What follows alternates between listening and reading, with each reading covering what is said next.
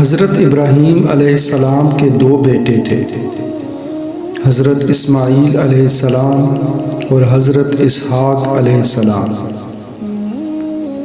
حضرت اسحاق علیہ السلام فلسطین میں رہتے تھے۔ ان کے بیٹے کا نام حضرت یعقوب علیہ السلام تھا۔ حضرت یعقوب علیہ السلام کا لقب اسرائیل بھی تھا۔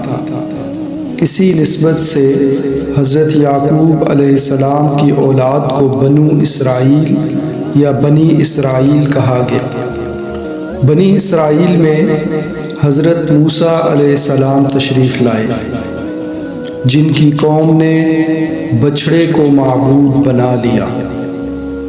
حضرت موسیٰ علیہ السلام کو اللہ تعالیٰ نے تورات عطا کی تھی۔ حضرت موسیٰ علیہ السلام کے بعد حضرت داؤد علیہ السلام مبعوث ہوئے۔ اللہ تعالیٰ نے انہیں زبور عطا کی۔ حضرت داؤد علیہ السلام کے بعد بھی بنی اسرائیل میں کئی انبیاء کرام تشریف لائے۔ اولاد اسحاق علیہ السلام یعنی بنی اسرائیل میں آخری نبی حضرت عیسیٰ علیہ السلام تشریف لائے، جنہیں اللہ تعالیٰ نے انجیل عطا کی۔ حضرت ابراہیم علیہ السلام کے بڑے بیٹے حضرت اسماعیل علیہ السلام مکہ میں رہتے تھے۔ ان کی اولاد اور ملت یہیں مکہ میں آباد تھی، اور سب کے سب توحید والے تھے۔ صدیوں بعد ایک آدمی جس کا نام عمر بن لہی تھا، وہ شخص ایک تاجر تھا اور وہ امپورٹ ایکسپورٹ کا کام کرتا تھا۔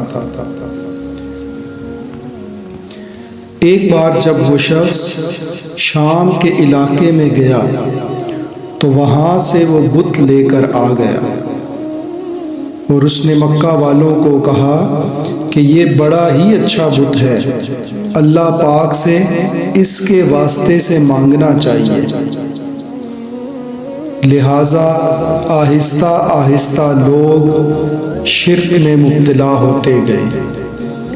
پھر اسی شرک کو ختم کرنے کے لیے حضرت اسماعیل علیہ السلام کی اولاد میں ہر لحاظ سے آخری نبی اور رسول جناب حضرت محمد مصطفیٰ صلی اللہ علیہ وآلہ وسلم کو بھیجا گیا، تاکہ لوگوں کو بت پرستی سے روکے اور ساری دنیا کے لیے ایک ہی مکمل، جامع، آسان دین یعنی اسلام سکھائیں۔